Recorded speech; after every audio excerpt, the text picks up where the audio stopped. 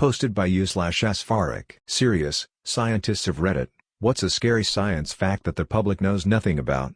Oftentimes, there are no apparent signs of a brain aneurysm in the making. Unless you go and get an MRI for something unrelated, your only clue will be your sudden death as the aneurysm ruptures. Edit. My deepest condolences to everyone who lost someone to or was affected by it.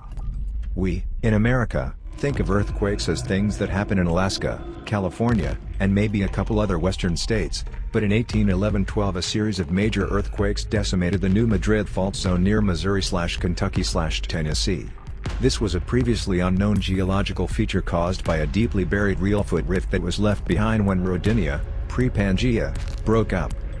This fault zone is still active, and a major earthquake here could decimate an entire region where seismic standards aren't part of building codes, and geologically simple surface allows seismic energy to travel much farther than you get in complex areas like the western US. Additionally concerning is that there may be other rifts, such as Wabash Valley, and we don't know how seismically strong these places are. There could be other major former seismic zones beneath the surface of what's assumed as geologically stable surface. The frequency of destructive meteorite airbursts is way higher than most people think. We saw the one over Chelyabinsk in 2013, and everyone assumed it was just a freak occurrence. They're not. The historical record is full of explosions in the sky and rains of stones that, in some cases, killed tens of thousands of people. No one knew what caused them because the idea of giant rocks falling from space would have seemed preposterous back then.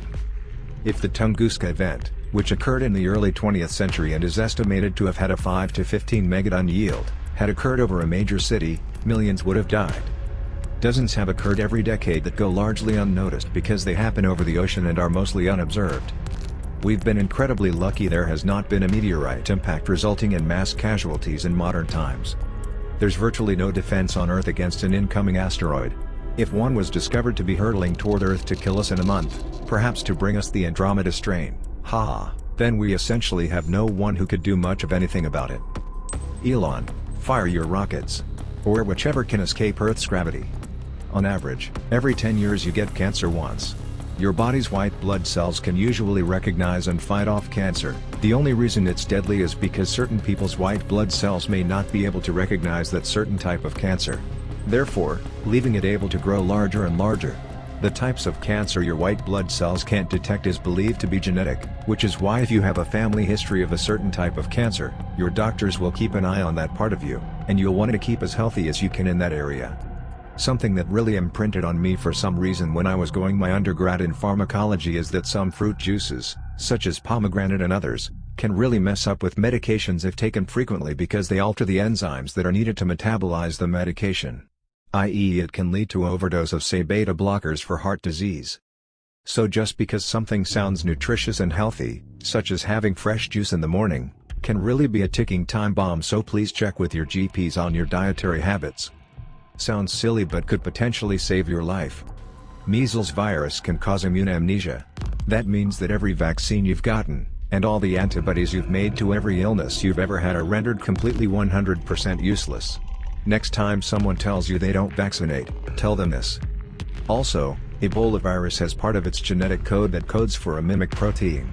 It can throw this protein out of the cell and distract the immune system while it's getting busy liquefying your tissues. And then you die. But if you can survive the first 24 hours, you're more likely to survive in the long run.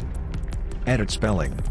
If you sit in an airplane and take off, the blades in the engine, or to be more specific, the high-pressure turbine blades, will glow red-hot and operate in an environment with temperatures that even exceed the melting point of the blade material. So proper cooling of the blades will be your life insurance. But not only that, every blade will have to withstand forces as if there was a big double-decker bus hanging on it. All those factors lead to cracks from the first second on. The cracks will then slowly propagate with every operating hour. But there are some engineers who can, somehow, estimate when it's time to replace the blades. We might have encountered aliens. There was a rock classified as an asteroid called Oumuamua, Hawaiian word for explorer or something like it, which came from an outer solar system. It was really fast and kept accelerating, which is not a feature of an asteroid. It is in shape of a cylinder. NASA said it is probably a natural object, but we can also prove it is not artificial. This thing has the potential of being a spaceship, and we will never know because it's already gone. Environmental scientists here. The vast majority of our natural resources are used extremely unsustainably. The Earth is literally running out of its resources, forcing humans to either search for alternative sources to exploit or to find alternative methods for deriving the resources from more difficult sources that often have massive environmental impacts. Even materials that are considered to be recyclable are rarely recycled in the way people think they are. Most of those materials are actually pretty difficult and expensive to sort, clean, and process them into new things. As a result, a lot of materials that are recyclable are often landfilled domestically or are shipped to developing nations where they are either landfilled there or are actually sorted and processed by extremely poor and vulnerable people being exploited for their cheap labor. Absolutely depressing reality. Our best solution currently is this: stop buying things you don't need. The COVID-19 is only a harbinger of things to come. It signals the possible spread of far deadlier, far more virulent diseases. If something like a prion-based disease or chronic wasting disease were to hit, humanity would be in a deep. A major asteroid strike or supervolcano eruption could cause society to crumble. None of these things are sci-fi, they are real threats. There are carcinogens everywhere and you're constantly ingesting them. A good example is coffee. Scientists identified over 200 chemicals in coffee and 20 of them are carcinogenic. Peanuts can get a fungus on them that produces aflatoxin, which is a potent carcinogen. Of course, most of them have very low levels where the risk is very low. But just remember that when someone says, "Oh my God, X causes cancer," you don't have to necessarily panic. Vacuum death. Almost all fields, fabrics which can cause different things depending on how they're manipulated, are said to be at their ground state, which is when something has no more energy to give, and is completely stable, like ash. But one field is said to not be stable, rather it is metastable, sort of like being in a hammock, and this means that through some process such as quantum tunneling, the definition of which is unimportant right now, it could reach a tipping point leading to extreme amounts of energy cascading across the universe at the speed of light. Anything it came into contact with would become the definition of annihilation. There would be absolutely nothing to do, nowhere to go, just instant destruction and complete global death in the most violent way possible. Antibiotic resistance, anyone? With the growing population, people not finishing their antibiotics, and hydroxychloroquine being overprescribed BC of COVID, we're increasing our risks of antibiotic resistance. And it seems that antibiotic research is not a priority of any major pharma company. If a harmful species of bacteria evolves such that it no longer is killed by the only class of antibiotics, there are only 7 classes currently. It was previously vulnerable to, then boom. Another pandemic. Yellowstone Park is actually a supervolcano with a caldera measuring 34 by 45 miles. It erupts about every 600,000 years, with the last eruptions being 630,000 years ago, so we are overdue. The last eruption blanketed the immediate area in 10 of ash and coated all of North America in 1 of ash.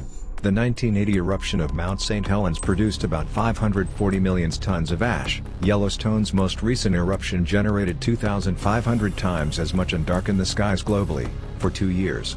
An eruption in modern times would render North America uninhabitable and disrupt global food production. Okay, this sounds really dumb, but hear me out. Non-stick cookware.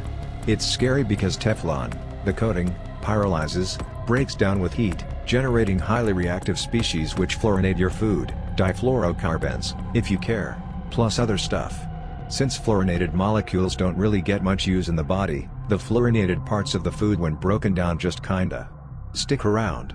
And fluorine is now being used in drugs effectively, so what your food is now doing your the body is probably not great, or unknown. Due to the quantum nature of the Higgs field, the vacuum energy for a particular point in space could drop suddenly. That means that in this point in space, really weird stuff can happen, like the total collapse of the fundamental forces, which would imply that nothing interacts with anything anymore, so no more atoms, no more galaxies, no more life. You get the picture. The scary thing about this is that the possibilities of this happening in a particular region of space are low, but not zero, and if it were to happen, the energy released from the Higgs field would cause the adjacent regions of space to also drop to this true vacuum. And this effect would propagate through space at the speed of light, creating a forever expanding bubble of doom that obliterates anything that comes into contact with, and cannot be noticed until it's too late, since it travels at the speed of light. And, since the universe as we know it is incredibly large, most likely there has happened this event somewhere, and this bubble of cosmic doom is already traveling toward us.